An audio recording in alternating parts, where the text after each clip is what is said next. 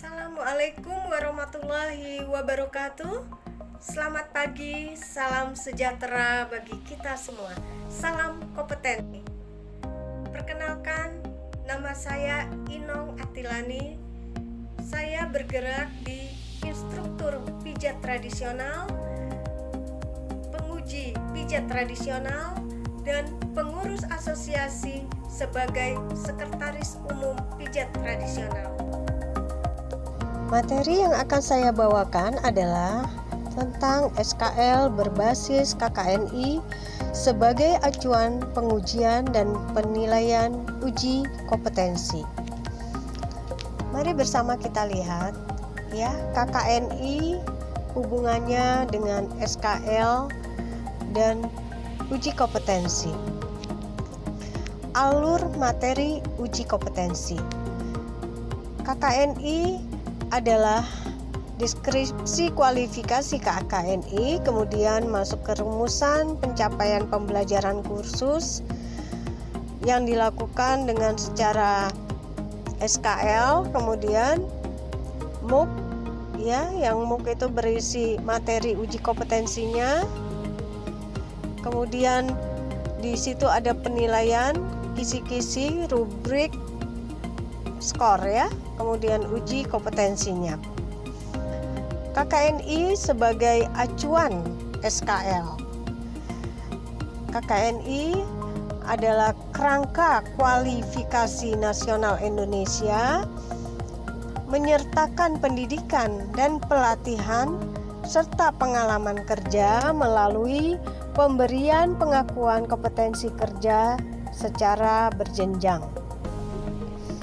Jenjang kualifikasi adalah tingkat capaian pembelajaran yang disepakati secara nasional berdasarkan ukuran hasil pendidikan dan garis miring atau pelatihan yang diperoleh melalui pendidikan formal atau non-formal atau informal dengan pengalaman kerja. Deskripsi KKNI.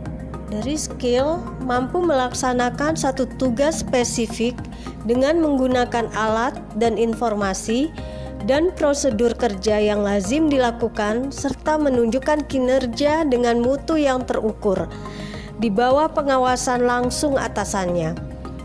Kemudian knowledge, memiliki pengetahuan operasional, dasar dan pengetahuan faktual bidang kerja yang spesifik, sehingga mampu memilih pemecahan yang tersedia terhadap masalah yang lazim timbul. Ketiga, responsibility adalah bertanggung jawab pada pekerjaan sendiri dan dapat diberi tanggung jawab membimbing orang lain. Kita masuk kepada rumusan capaian pembelajaran pijat urut tradisional, relaksasi dan kebugaran berbasis KKNI. 1. Mampu melakukan pijat tradisional dengan membuat tubuh relaksasi sesuai standar pelayanan. Yang kedua, berdasarkan pengetahuan tentang anatomi tubuh dan area pijat tradisional. Yang ketiga, dengan mengutamakan mutu dan keamanan klien, menjadi rileks, bugar, stamina, pasutri meningkat, dan gangguan nyeri pergerakan berkurang. Pijat tradisional knowledge adalah anatomi umum, otot, dan pergerakannya. Kedua, membuat tubuh menjadi rileks dan bugar. Ketiga, meningkatkan stamina. Dan keempat adalah pedoman pelayanan sesuai dengan PHBS dan K3 etika profesi. Pada unit kompetensi bisa dilihat skillnya. 1. Menerapkan lingkungan kerja bersih dan aman sesuai dengan prinsip PHBS dan K3. Kedua, menerapkan teknik pijat dasar untuk melakukan pijat tradisional. Dan yang ketiga, melakukan pijat rileks dan bugar. bertanggung jawab dalam melakukan pijat tradisional relaksasi dan kebugaran dengan mengutamakan mutu dan keamanan klien. Kita lanjutkan kepada SKL, standar kompetensi lulusan, sebagai acuan pengujian dan penilaian uji kompetensi. Kandungan dari SKL adalah satu indikator kelulusan unjuk kerja yang dilakukan untuk mencapai kompetensi. Kemudian yang kedua adalah elemen kompetensi, uraian dari unit kompetensinya. Dan ketiga adalah unit kompetensi, di mana kemampuan yang harus dan wajib dicapai. Bentuk SKL-nya, standar kompetensi lulusan berbasis KKNI, bidang dan jenjang. Kita bisa lihat di tabel berikut ini adalah unit kompetensinya, kemudian elemen kompetensi. Kita bisa lihat dari elemennya adalah sikap dan tata nilainya, kemudian kemampuan di bidang kerjanya, terus ke pengetahuan yang dikuasain dan hak dan tanggung jawab.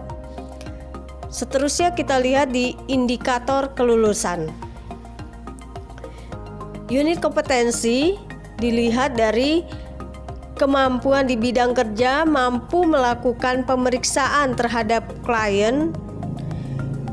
Yang kedua adalah elemen kompetensi, mampu memeriksa, mendata kondisi klien dengan menggunakan metode. Dan yang keempat adalah 4 cara pemeriksaan secara sopan dan penuh empati. Indikator kelulusan, ketepatan pencatat data kondisi klien. Kedua, kesesuaian prosedur pemeriksaan klien. Dan ketiga adalah ketepatan menentukan indikasi kontraindikasi kondisi klien sebelum dipijat. Tahapan penyusunan materi uji kompetensi adalah pertama adalah SKL, kemudian rubrik atau kisi-kisinya, setelah itu from, scoring atau soalnya, langsung menuju ke uji kompetensinya. Pengertian rubrik menurut NITKO, rubrik merupakan suatu alat yang berisi seperangkat aturan digunakan untuk mengakses kualitas dari performasi kinerja peserta didik. Prinsip rubrik TATO adalah 4. Terbuka, dapat diakses di pihak terkait, adil, tidak berpihak, terukur, terdapat skor dan bobot. Yang terakhir adalah objektif, spesifik, tidak multitafsir.